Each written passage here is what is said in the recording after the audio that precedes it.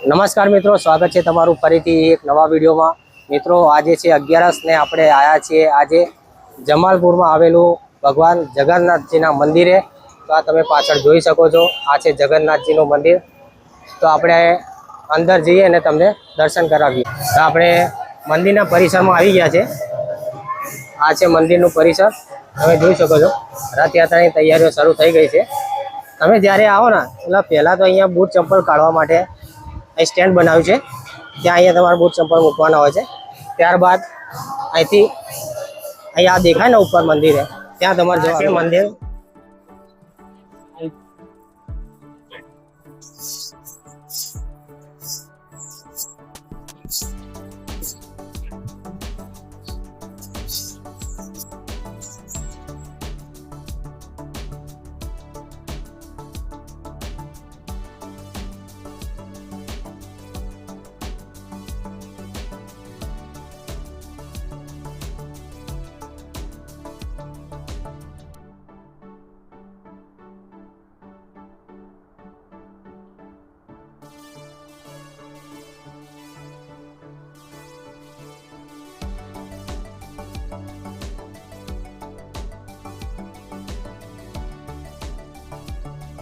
તો આપણે અંદર આવી ગયા છે એટલે તમને હું દર્શન કરાવું।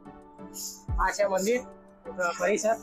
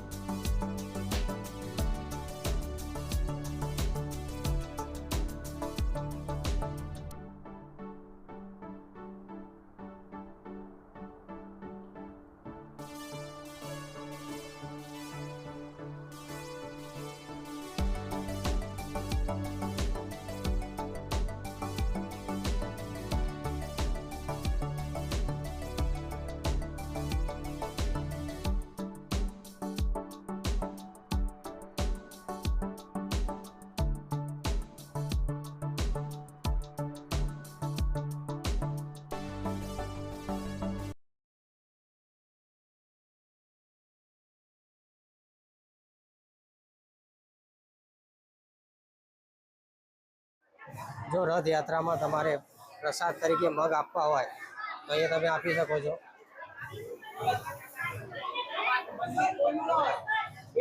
આ જોઈ શકો છો। અહીં મંદિરમાંથી તમે દર્શન કરીને બહાર આવો ને તો અહીંયા છાશ કેન્દ્ર પણ છે, અહીંયા તમે છાશ પી શકો છો। આપણે છાશ કેન્દ્ર પરથી છાશ લીધી છે પીવા માટે, અહીં ચાલુ જ હોય છે છાશ વિતરણ। આજે રથયાત્રા પહેલાંની 11 છે એટલે આજે મંદિરમાં બહુ ભીડ છે અને ઉપર મંદિરમાં ભજનનો આયોજન છે, ખૂબ સરસ આયોજન છે અને બહુ મજા આવે છે। આ જોઈ શકો છો, બિલકુલ મંદિરની સામે અહીંયા તમને હાથી જોવા મળશે।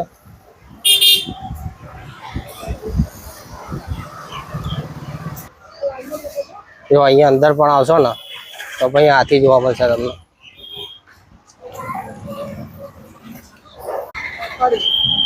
જો તમે ઘરેથી મગ ના લાવો ને તો અહીંયા ગાડી તમને મગનો પ્રસાદ આપવા માટે બહારથી મગ મળી જશે। આ કેટલાની છે? 90 રૂપિયા। આ રથ છે ભગવાન જગન્નાથજીનો, આ રથ છે બેન સુભદ્રાજીનો અને આ જે છેલ્લે દેખાય છે એ રથ છે બળદેવજીનો। તો મિત્રો આપણે ભગવાન જગન્નાથના મંદિરેથી દર્શન કરીને અત્યારે હાલ આવ્યા છીએ ભગવાનના મોસાળ સરસપુરમાં દર્શન કરવા માટે। આ છે ગેટ, ગેટથી અંદર જઈએ।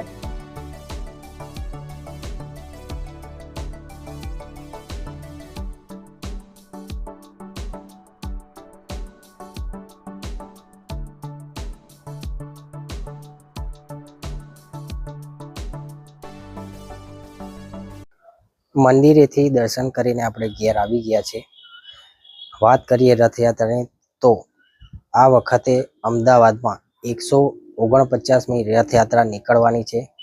તો આજે આપણે ગયા હતા ભગવાન જગન્નાથના મંદિરે દર્શન કરવા માટે અને ત્યાંથી ગયા હતા પછી ભગવાન જગન્નાથજીના મોસાળે।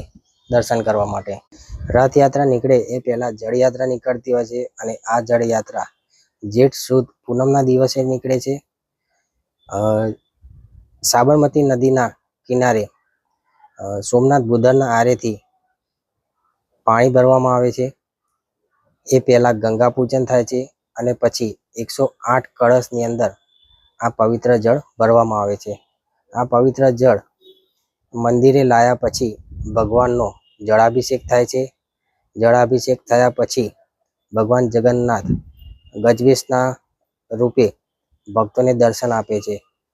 વર્ષમાં ફક્ત એક જ દિવસ એવો હોય છે કે ભગવાન ગજવેશ રૂપે ભક્તોને દર્શન આપે છે. ત્યારબાદ ભગવાન જગન્નાથ પોતાના મોસાળ સરસપુર આવે છે અને ત્યાં ગાડી 15 દિવસ માટે રોકાય છે.